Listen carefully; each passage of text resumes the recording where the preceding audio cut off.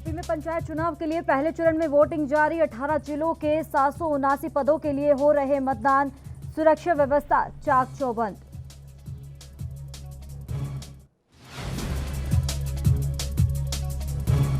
गोरखपुर में पंचायत चुनाव के दौरान दो प्रधान प्रत्याशियों के बीच चली गोली। एक प्रधान घायल, दूसरा गिरफ्तार।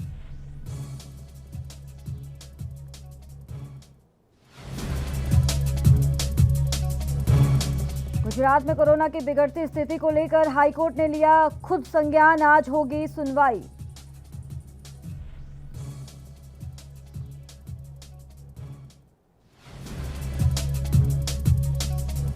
वहीं दिल्ली में कोरोना की बिगड़ती स्थिति को लेकर आज एलजी से मिलेंगे सीएम केजरीवाल। कोरोना के मामलों को लेकर करेंगे अहम चर्चा।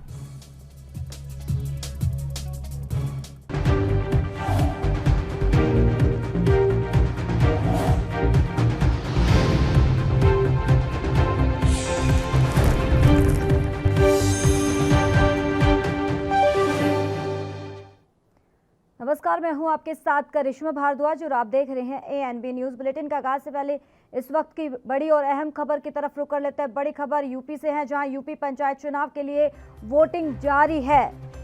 तो पहले चरण में 18 जिलों में ये वोटिंग हो रही है और आपको बता दें कि सुबह 7 बजे से शाम 6 बजे तक ये वोटिंग चलेगी। और इसी के साथ आपको ये भी अहम जानकारी देते चले कि 18 जिलों के 779 पदों के लिए ये मतदान हो रहे हैं और इसी दौरान सुरक्षा व्यवस्था चाक चौबंद है। वोटिंग के मद्देनजर सभी बूथों पर ये सुरक्षा बढ़ाई गई है। तो यूपी पंचायत चुनाव के लिए वोटिंग लगातार जारी है। पहले चरण में 18 जिलों में ये वोटिंग हो रही है और सुबह 7 बजे से शाम 6 बजे तक ये वोटिंग होगी। और 779 पदों के लिए मैदान में उतरे हैं 11,442 उम्मीदवार।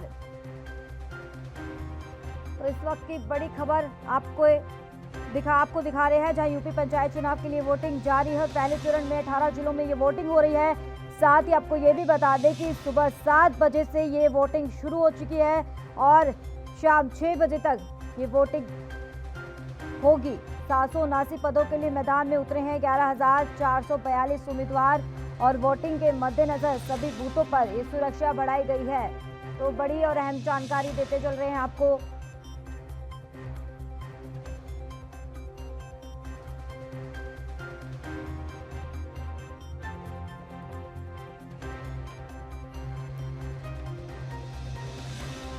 तो इसी खबर पे तमाम जानकारी देने के लिए हमारे साथ संवाददाता रामपुर से रवि जुड़ गए हैं। रवि, आज यूपी पंचायत चुनाव के लिए वोटिंग जारी है, तो फिलहाल कितनी फीसदी वोटिंग हो चुकी है अभी?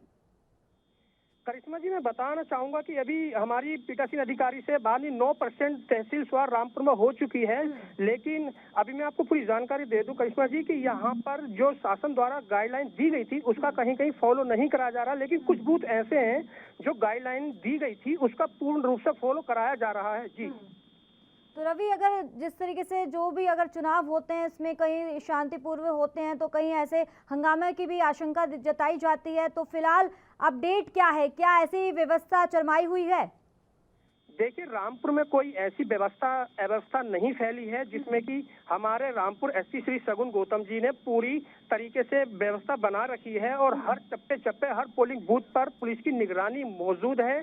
और किसी भी असामाजिक तत्वों की तरह से जो व्यवस्था को अव्यवस्था में बदलते हैं उनके खिलाफ सख्त से सख्त कानूनी कार्रवाई के दिशा निर्देश भी दे रखे हैं। जी तो रवि, अगर बात मतदाताओं की करें तो उनका रुख किसकी तरफ ज्यादा है? देखिए, मतदाताओं से तो हम पूछ नहीं सकते, ना ही वो बताना चाह रहे हैं कि हम किसको वोटिंग कर रहे हैं। लेकिन मतदाताओं का रुझान ये है कि हम अब की बार नई सरकार और नए प्रधान, ग्राम प्रधान, जिला पंचायत जो भी वोटिंग है वो तो काउंटिंग के बाद ही पता चल पाएगा कि किस तरीके की अपनी यहाँ पर सरकार चुनना चाह रहे हैं।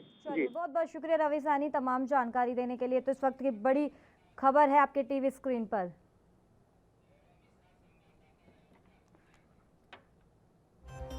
तो इसी खबर पर हमारे को संवाददाता अयोध्या से जुड़ गए हैं गौरव मिश्रा। गौरव, क्या अहम जानकारी मिल रही है? कितने फीसदी वोट वहां पर हो चुके हैं? सुबह सुबह 7 बजे से शाम 5 बजे तक आज वोटिंग का चल रहा है, जिसको लेकर के अभी तक अगर हम बात करें तो अयोध्या में लगभग 2 से 3 हजार मत पड़ चुके हैं और काफी लोग जो है वोटर यहाँ पर वोट देने का काम कर रहे हैं। तो कहीं ना कहीं जिस तरीके से लोगों को 5 साल से उम्मीदें रहती हैं कि किसी ऐसे व्यक्ति को चुना जाए जो कि वो जनता के बीच में आकर के सरकारी सेवाओं का लाभ तमाम मुद्दों को लेकर के वो बने रहेगा। रिश्वा जी, तो गौरव मिश्रा, अगर कोरोना गाइडलाइंस की अगर बात की जाए, क्योंकि कई जगह पर ऐसे तस्वीरें सामने आ रही हैं जहाँ कोरोना गाइडलाइंस की धज्जी उड़ाई जा रही है, फिलहाल वहां पर बूथ पर क्या प्रबंध किए जा रहे हैं? क्या जो मतदाता मत कर रहे हैं अपने सरपंच को, तो उस दौरान कितनी व्यवस्था की जा रही है, कितने अलर्ट हैं वहां पर? देखिए, अगर हम कोरोना वायरस को लेकर के बात करें तो अयोध्या जनपद में जो डीएम मनीष कुमार झा पर सीधे तौर पर उन्होंने लोगों को जागरूक करने का काम किया जा रहा है। तो इस समय मैं मौजूद हूँ प्राथमिक विद्यालय 33 शिक्षा क्षेत्र सोहावल में। यहाँ के बूथों पर सैनिटाइज किया जा रहा है और लोग सोशल डिस्टेंसिंग को ध्यान रखते हुए लोग मुंह पर मास्क लगाए रखे हैं और दूर दूर सोशल डिस्टेंसिंग के तहत वो अपना वोट दे रहा है। करिश्मा जी, तो गौरव, अगर बात मतदाताओं की करें तो उनका रुख कौन सी पार्टी की तरफ है? देखिए, कभी भी अगर चुनाव होता है करिश्मा तो सीधे तौर पर जो मतदाता होते हैं वो कभी अपना वोट नहीं बताते हैं, क्योंकि वोट जो होता है वो गोपनीय होता है। कहीं ना कहीं उनको गांव में ही रहना है। वो जब जो जीत जाता है उसी की तरफ वो जो वोटर होते हैं वो झुकाव कर देते हैं। तो कहीं ना कहीं फिलहाल हम इसलिए बात कर रहे हैं क्योंकि विकास को लेकर ये चुनाव किए जाते हैं, तो कहीं ना कहीं जिस पहले जो पार्टी है तो उसके मद्देनजर कहीं ना कहीं लोग चाहते हैं कि अगर इसका विकास कर रहे हैं ये पार्टी, तो आने वाले समय में भी हम इसी उम्मीदवार को जिताएंगे। देखिए, कहीं ना कहीं चाहे अगर हम भारतीय जनता की पार्टी की बात करें या सपा की बात करें तो कहीं ना कहीं जिस तरीके से विपक्षी पार्टियों का उतार चढ़ाव का दौर है, वहीं लोग जो है जो नेता है वो जनता के बीच में जा करके अपने विकास के मुद्दे को जनता के बीच में रखा है। अब देखने वाली बात होगी कि जनता किस तरफ मुड़ती है और किसको वोट अपना बहुमूल्य देती है। जी, बहुत बहुत शुक्रिया गौरव मिश्रा तमाम जानकारी देने के लिए।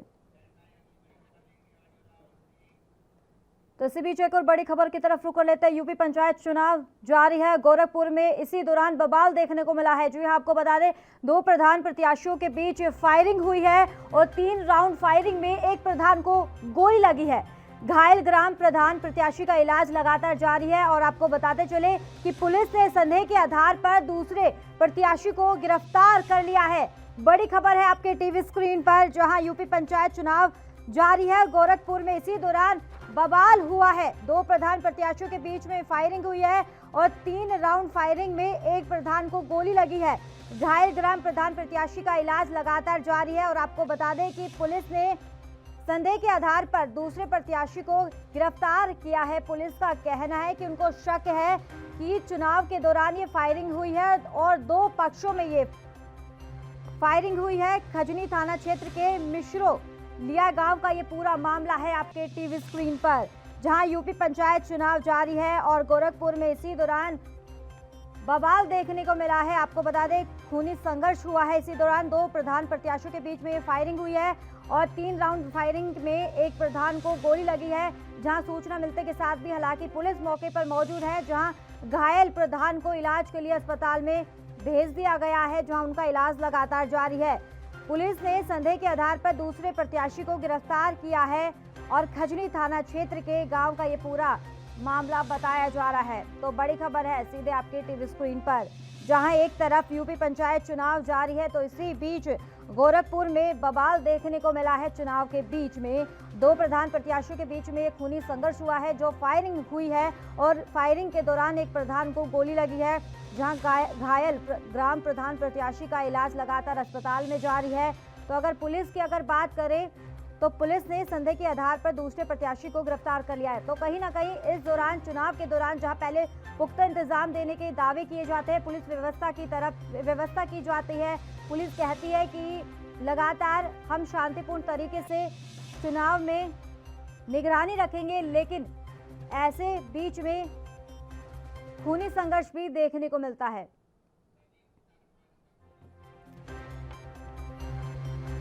तो इस खबर पे तमाम जानकारी देने के लिए हमारे साथ गोरखपुर से संवाददाता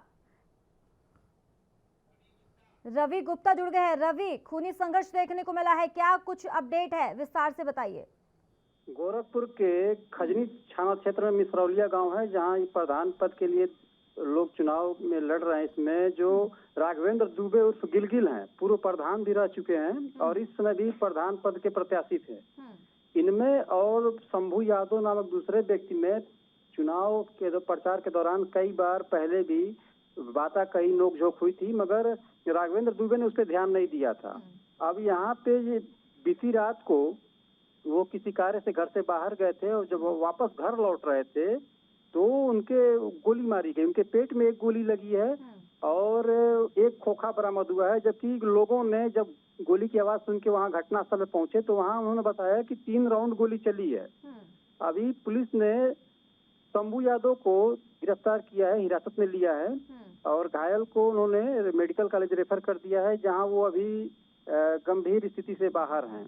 तो रवि, जिस प्रधान को गोली लगी है, क्या उन्होंने कुछ ऐसे जानकारी दी है? जिस तरीके से उन्होंने ये, पुलिस ने हालांकि संदेह भी जताया है कि जो प्रत्याशी को गिरफ्तार किया है तो उनके दौरान ही उन्होंने ऐसी घटना को अंजाम दिया है। जी, उन्होंने, उनके लोगों ने, ग्रामीणों की अगर बात माने, क्योंकि वो तो हॉस्पिटल भर्ती हैं, ग्रामीणों की अगर बात माने तो इन दोनों लोगों में काफी पहले भी 2-3 बार नोकझोंक हो चुकी है प्रचार के लेके हुए। जी चलिए, बहुत बहुत शुक्रिया रवि गुप्ता तमाम जानकारी देने के लिए। तो इस वक्त की बड़ी खबर है आपके टीवी स्क्रीन पर। तो रुक कर लेते हैं अगली खबर का। उत्तर प्रदेश के रामपुर में उत्तर प्रदेश पंचायत चुनाव के प्रथम चरण में मतदान करने के लिए बड़ी संख्या में मतदाता मतदान केंद्र पहुंचे। और बता दें आपको ये कि उत्तर प्रदेश पंचायत चुनाव कुल 4 चरणों में होंगे और मतगणना 2 मई को होगी। तो वहीं वोटिंग करने आए एक व्यक्ति ने बताया कि सभी लाइनों में लगे हुए हैं और कोई परेशानी नहीं है, शासन प्रशासन पूरी मदद कर रहा है। जी, आज मैं अपने मतदान करने आया था। यहाँ पर मैंने अपना मत का प्रयोग कर दिया है। अब बाकी सब लोग लाइन में खड़े हुए हैं, वो भी अपना मत का प्रयोग कर रहे हैं। तो इसी बीच बड़ी खबर की तरफ रुख कर लेते हैं। बंगाल से बड़ी खबर है, जहां बंगाल चुनाव के 5वें चरण के लिए चुनाव प्रचार थमा है और 17 अप्रैल को ये 45 विधानसभा सीटों पर वोटिंग होने वाली है। और आपको ये भी बता दें कि उत्तरी 24 परगना की 16 सीटों पर ये मतदान होगा और पूर्व बर्धमान और नादिया की 8-8 सीटों पर ये मतदान होगा। साथ ही आपको अहम जानकारी देते चले कि कलिम्पोंग जिले की एक विधानसभा सीट पर यह मतदान होगा और 17 अप्रैल को सुबह 7 बजे से शाम 6:30 बजे तक मतदान होगा। तो बंगाल चुनाव 5वें चरण के लिए चुनाव प्रचार थमा है और 17 अप्रैल को 45 विधानसभा सीटों पर ये वोटिंग होने वाली है। उत्तरी 24 परगना की 16 सीटों पर मतदान होगा। पूर्व बर्धमान और नादिया की 8-8 सीटों पर ये मतदान होगा। जलपाईगुड़ी की 7 और दार्जिलिंग की 5 सीटों पर ये वोटिंग होगी। और आपको अहम जानकारी ये भी बताते चले कि कलिम्पोंग जिले की एक विधानसभा सीट पर ये मतदान होगा और 17 अप्रैल को सुबह 7 बजे से शाम 6:30 बजे तक वोटिंग होगी।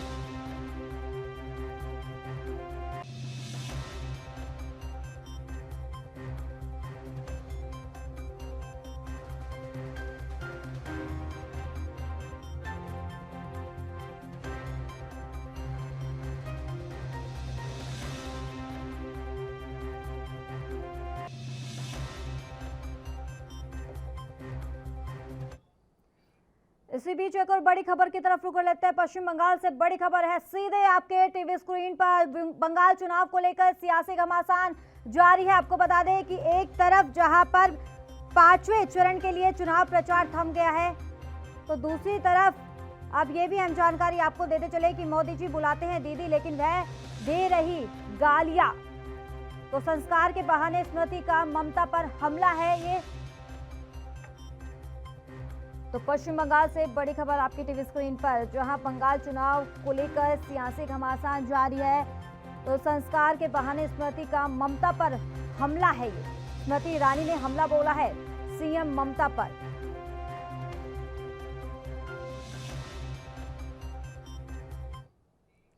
इस बीच एक और बड़ी खबर की तरफ रुख कर लेते हैं। दिल्ली से सीधे आपकी टीवी स्क्रीन पर बड़ी खबर है, जहां आज एलजी मिलेंगे सीएम अरविंद केजरीवाल से और कोरोना के हालातों को लेकर एलजी से ये चर्चा करने वाले हैं सीएम केजरीवाल। और आपको बता दें कि दिल्ली में लगातार बढ़ रहे हैं कोरोना के नए मामले और बीते दिन एक बार फिर से रिकॉर्ड मामले सामने आए हैं और दिल्ली में 24 घंटे के भीतर 17,282 नए केस ये दर्ज हो चुके हैं। तो दिल्ली में एक दिन में कोरोना से 104 लोगों की मौत भी हो चुकी है। तो आपको बता दें कि दिल्ली में हालात बेकाबू होते हुए नजर आ रहे हैं, तो जिसके कारण आज एलजी से मिलने वाले हैं सीएम अरविंद केजरीवाल और कोरोना के हालातों को लेकर एलजी से चर्चा करेंगे। और दिल्ली में लगातार कोरोना के नए मामले सामने आ रहे हैं।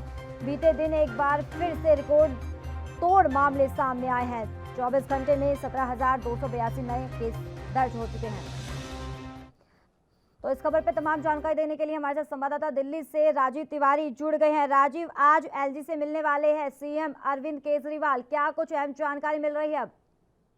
देखिए बिल्कुल भाई, जिस तरीके से लगातार जो कोरोना की स्थिति है बिल्कुल बिगड़ती नजर आ रही है, उसी के मद्देनजर में रखते हुए मुख्यमंत्री दिल्ली के जो मुख्यमंत्री अरविंद केजरीवाल वो खुद एलजी से मिलेंगे और चर्चा की जाएगी कि जिस तरीके से कोरोना की स्थिति को कंट्रोल किस तरीके से किया जाए, किस तरीके से केंद्र सरकार से अपील की जाए। मगर ये सारी विषय रखे जाएंगे। और जहाँ तक दिल्ली के अंदर जो 24 घंटे के अंदर 17,000 से ज्यादा के आंकड़े आए हैं और यहाँ तक कि अस्पतालों के अंदर अब बेडों की कमी होने लगी है, तो कहीं ना कहीं दिल्ली सरकार की मुश्किलें बढ़ रही है। और दिल्ली सरकार अब एलजी से मिलकर केंद्र सरकार से सुविधाएं लेने की कोशिश करेगी, यानी कि बेड का जो कमी नजर आ रही है वो भी ली जाएगी। और यहाँ तक कि कोरोना वैक्सीन है, वैक्सीन के लिए भी कहा जा रहा है कि वैक्सीन खत्म होने वाली है, तो वैक्सीन के लिए भी कहीं ना कहीं केंद्र सरकार से अपील की जाएगी। मगर देखना होगा एलजी कितनी दिल्ली सरकार की मदद कर पाते हैं या फिर कितनी वैक्सीन उपलब्ध करवा पाते हैं, क्योंकि अभी तक 45 साल से ऊपर के लोगों के लिए वैक्सीन जरूर दी जा रही है, मगर 45 साल से नीचे के लिए लोगों के लिए भी वैक्सीन उपलब्ध करानी होगी। दिल्ली सरकार की आज बैठक के साथ साथ साफ जाहिर होगा कि किस तरीके से रणनीति अपनाई जाएगी दिल्ली के अंदर कोरोना की स्थिति को कंट्रोल करने के लिए। जी राजीव, हाल ही में जिस तरीके से मुख्यमंत्री अरविंद केजरीवाल ने जो बैठक की थी, उन्होंने साफ तौर पे बोला था कि अभी हमारे पास बेड की कोई कमी नहीं है,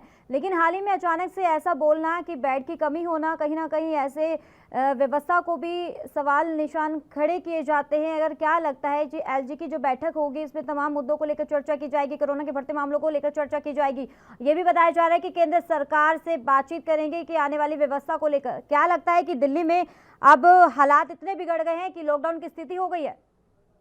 देखिए बिल्कुल सही कहा आपने। यहाँ पर एक स्थिति ये जरूर है कि दिल्ली सरकार पहले स्थिति को कंट्रोल करने की कोशिश कर रही थी, मगर अब वो स्थिति कंट्रोल होती नजर नहीं आ रही, क्योंकि जिस तरीके से 24 घंटे के अंदर लगभग 17,000 से ज्यादा के आंकड़े, तो कहीं ना कहीं दिल्ली सरकार की मुश्किलें बढ़ रही है। और अब बेडों की कमी भी अस्पतालों के अंदर नजर आने लगी है, क्योंकि जिस तरीके से मरीज जो है वो ज्यादा अस्पतालों की तरफ भाग रहे हैं और अस्पतालों के अंदर अब दिक्कतें आने लगी है। और इसी के मद्देनजर रखते हुए दिल्ली सरकार के मुख्यमंत्री अरविंद केजरीवाल ने आज एलजी साहब से मिलेंगे और एलजी साहब से मिलने के बाद केंद्र सरकार से गुहार लगाई जाएगी और केंद्र सरकार से जो भी सुविधाएं मिल पाएंगी, चाहे वो बेडों के लिए हो या फिर चाहे बेडों की कमी को लेकर हो, अस्पतालों की सुविधाओं को लेकर हो या फिर चाहे वैक्सीन को लेकर हो। मगर देखना होगा आज जो एलजी साहब से बैठक होगी उसके अंदर किन किन मुद्दों को अरविंद केजरीवाल जी रखते हैं और किन किन मुद्दों के लिए दिल्ली के अंदर कितनी शक्ति होनी चाहिए या फिर लॉकडाउन की स्थिति क्या होनी चाहिए, ये सारे विषयों पर आज गौर किया जाएगा। जी राजीव, अगर प्रवासी मजदूरों की बात करें तो जिस तरीके से अब उनको ये डर लगने लगा है कि लॉकडाउन लग सकता है, क्या उनको लेकर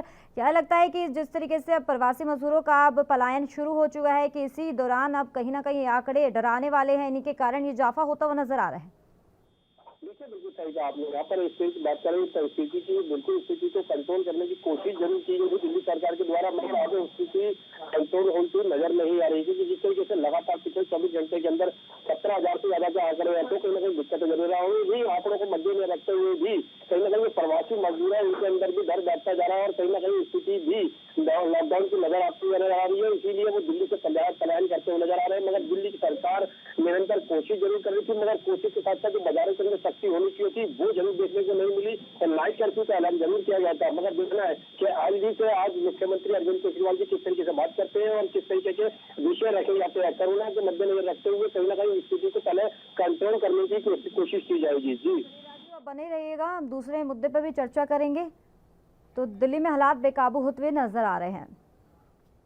तो इसी बीच एक और बड़ी खबर की तरफ रुख कर लेते हैं। लाल किला हिंसा है और दीप सिद्धू की जमानत पर आज फैसला होने वाला है। जी हां, दिल्ली से बड़ी खबर आपके टीवी स्क्रीन पर। जो हिंसा मामले में दीप सिद्धू की 9 फरवरी को ये गिरफ्तारी हुई थी और लाल किला हिंसा मामले में मुख्य आरोपी है ये दीप सिद्धू। दीप सिद्धू के वकील के कोर्ट में दलील है, घटनास्थल पर सिर्फ मौजूदगी ही नहीं बना देती आरोपी, ये वकील ने कहा है। और दिल्ली के एक अदालत में आज उनकी सुनवाई होने वाली है दीप सिद्धू की।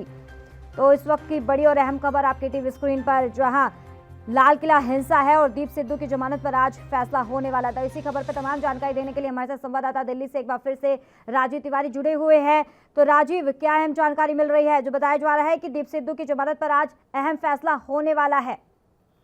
बिल्कुल बिल्कुल साहब, जिस तरीके से बात करें दिल्ली हिंसा की, तो दिल्ली हिंसा यानी 26 जनवरी को जो हिंसा हुई थी ट्रैक्टर किसानों के द्वारा जो ट्रैक्टर रैली निकाली गई थी और वो लाल किले तक पहुंची थी, उसी के मद्दे में रखते हुए कहीं ना कहीं जो आरोपी थे उनको गिरफ्तारी करने की कोशिश की जा रही थी। मगर जिस तरीके से दीप सिद्धू का नाम आया और दीप सिद्धू के द्वारा ही लाल किले तक पहुंचे थे किसान, तो कहीं ना कहीं स्थिति को कंट्रोल करने के लिए उसकी अरेस्ट भी की गई। और यहाँ तक कि अब दीप सिद्धू की जो वकील है उन्होंने एक याचिका लगाई थी कि दीप सिद्धू की जमानत अर्जी को मान लिया जाए। मगर देखना है कि कोर्ट आज किस तरीके से जमानत अर्जी है उसको गौर करती है, मगर ये देखना होगा क्या जमानत उसको मिल पाएगी या नहीं मिल पाएगी। अगर नहीं मिलती है तो जिस तरीके से वकील ने कहा है कि घटनास्थल पर सिर्फ मौजूदगी ही नहीं बना देती है आरोपी। चलिए अब देखना ये होगा कि अब क्या फैसला सुनाया जाता है दीप सिद्धू के लिए। बहुत बहुत शुक्रिया राजीव तिवारी तमाम जानकारी देने के लिए।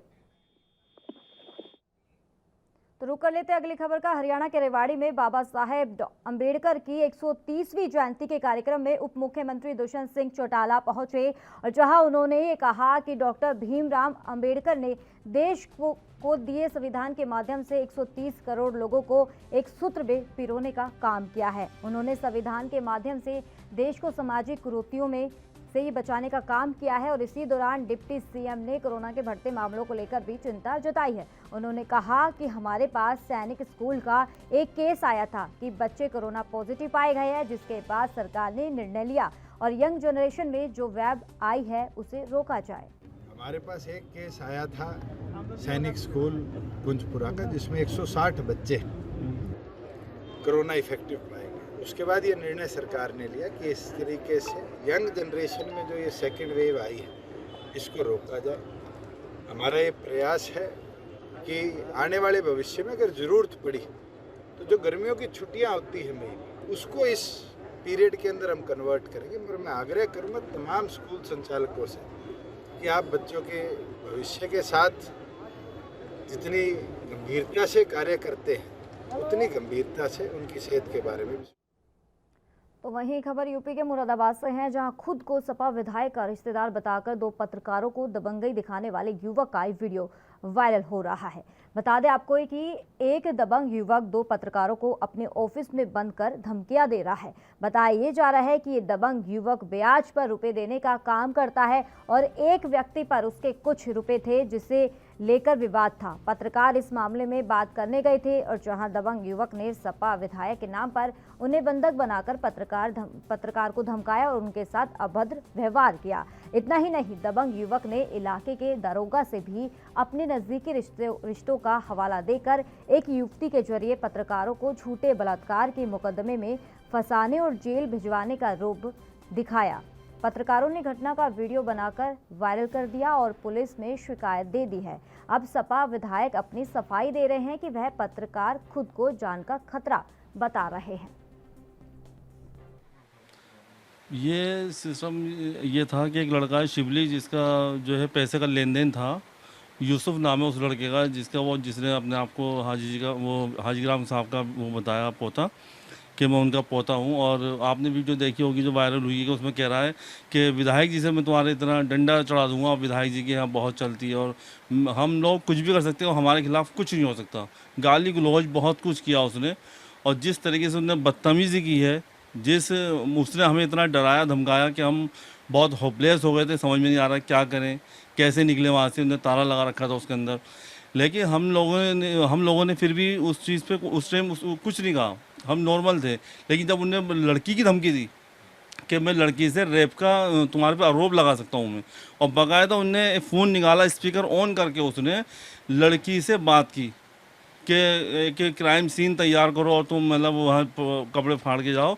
और उसने जो चौकी इंचार्ज साहब है उनका नाम लिया कि उन्होंने कहा कि ऐसा है मैं लड़की का अरेंजमेंट कर दूंगा। ये यूसुफ का कहना है, उनका नहीं है। यूसुफ ने कहा है कि जो चौकी इंचार्ज साहब हैं आपका असालतपुरे के कुलदीप तोमर जी, उनका नाम लिया कि लड़की मैं दिलवाऊंगा, मैं नंबर देता हूँ और तुम उसके कपड़े फटवा के तुम उनकी FIR कराओ, दोनों की मुकदमा मैं लिखूंगा। ये ऐसा यूसुफ का कहना है जो विधायक जी का पोता बताता है खुद को। क्या शासन प्रशासन से क्या मांग करेंगे? इस तरीके से एक तरह की सपा की सरकार में नहीं, फिर भी जो है दबंगी हो रही है आपके साथ, आप परेशान हैं, क्या मांग करें? हम तो ये मांग करते हैं कि हमारे साथ इंसाफ किया जाए और हमारी जान की हिफाजत की जाए, क्योंकि अब हमें और डर लगने लगा है कि विधायक जी के बाद हमारे पास एक फ़ोन भी आया था जिसमें धमकी दी गई है कि हमसे पंगा बहुत भारी पड़ेगा। उसकी ऑडियो रिकॉर्डिंग है हमारे पास। अगर उनके पोता नहीं है तो वो हमें धमकी क्यों दे रहे हैं फिर? विधायक ने खुद धमकी दी है। मेरे पास ऑडियो रिकॉर्डिंग है उनकी। तो वहीं कोरोना महामारी ने तांडव मचा रखा है और भारत में बेकाबू कोरोना की रफ्तार थमने का नाम ही नहीं ले रही है। देश में कोरोना के नए केस रोज रिकॉर्ड तोड़ रहे हैं और पिछले 24 घंटे में भारत में कोरोना के करीब 2 लाख नए मामले सामने आ चुके हैं, जबकि लगातार दूसरे दिन 1000 से अधिक मौतें हुई है। तो वहीं एक्टिव मामलों का आंकड़ा 14 लाख के करीब पहुंच गया है। कोरोना के रोजाना आंकड़े खौफनाक है और खबरों के मुताबिक पिछले 24 घंटों के दौरान 1.99 लाख से अधिक नए मामले सामने आ चुके हैं, जबकि 1000 से अधिक मौतें के साथ ये कोविड से मरने वालों की कुल संख्या 1,73,152 हो गई है। बता दें आपको ये कि पिछले कुछ दिनों से लगातार पॉजिटिव मामले बढ़ने के मुकाबले कोविड-19 मरीजों के ठीक होने की दर में गिरावट दर्ज की जा रही है।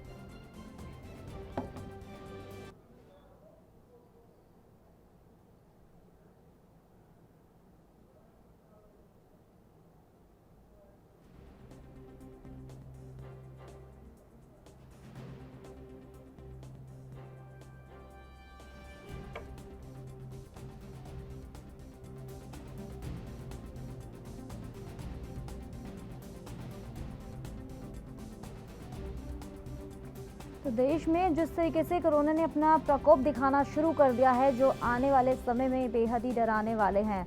और सरकार की बात करें तो सरकार भी लगातार लोगों से अपील करती हुई नजर आ रही है। साफ तौर पर उनका कहना है कि हमें सोशल डिस्टेंसिंग बना के रखनी है और मास्क लगाना है, हाथों को सैनिटाइज करके रहना है, लेकिन उसके बावजूद भी जनता मान नहीं रही है। भारत में बेकाबू कोरोना की रफ्तार थमने का नाम नहीं ले रही। इस बुलेटिन में फिलहाल इतना ही। दीजिए इजाजत, नमस्कार।